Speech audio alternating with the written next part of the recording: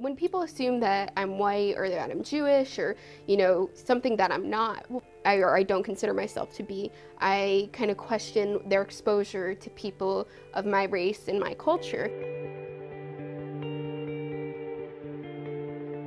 So my name is Erica Hernandez. I am a multimedia journalist at the Atlanta Journal-Constitution. I grew up in Miami, born and raised, and my dad was a Cuban refugee when Castro took power on the island in the late 60s. So I grew up in a place that was predominantly Cuban, to the point where all my childhood friends were Cuban and all of their families were here in Miami as refugees. So I feel like I was a little spoiled in that I grew up in such a strong Cuban community in Miami, and I know that not a lot of people are familiar with the Cuban culture, the Cuban community.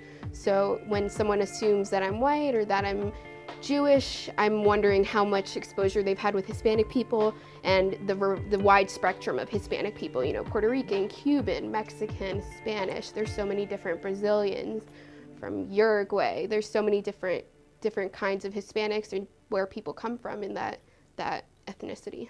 People don't assume that I am Hispanic or that I even speak Spanish. It's funny, sometimes when I speak Spanish in front of people who have never heard me speak Spanish, they'll ask me where I learned to speak Spanish.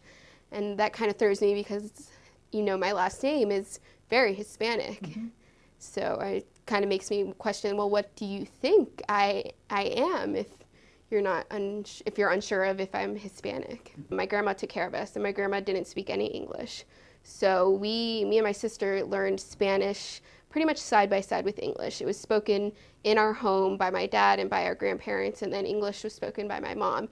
And I feel like it was more of a battle for her to make sure that we learned English well, because, she knew kindergarten would be around the corner and we needed to be able to speak English in our kindergarten classes. My ethnicity, I feel like, has informed my view of the world in that I view colors more than black and white, I guess you could say. I'm very, very aware of Hispanic people, and I know, the different accents. I can kind of tell if someone's from Argentina or Puerto Rico or from Cuba or, the Dominican Republic. And then I'm also super aware of that there's more than just Hispanic people. A lot of black people come from the Caribbean and from South America and from all over this world. So I feel like because of my ethnicity, I see more ethnicity in people.